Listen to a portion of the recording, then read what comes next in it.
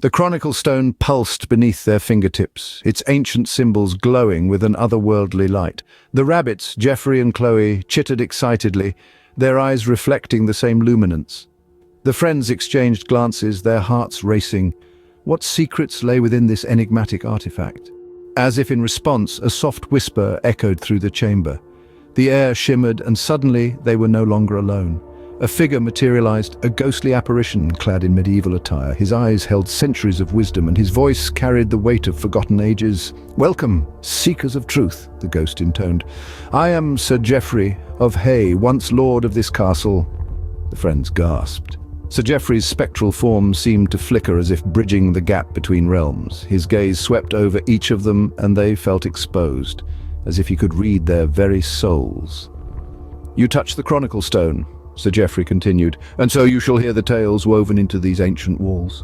Paul, the child of the 80s, adjusted his Walkman, half expecting to hear the synth-pop tunes that had been the soundtrack of his youth.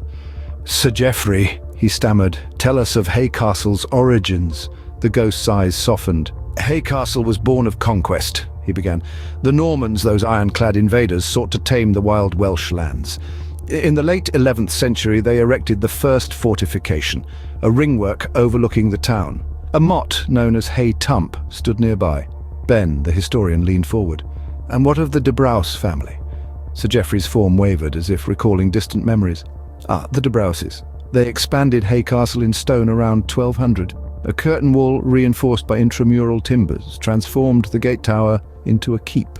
The castle tenants worshipped in the chapel of St. John. Matt, the dreamer, listened intently. But wars came, didn't they? The ghost's gaze darkened.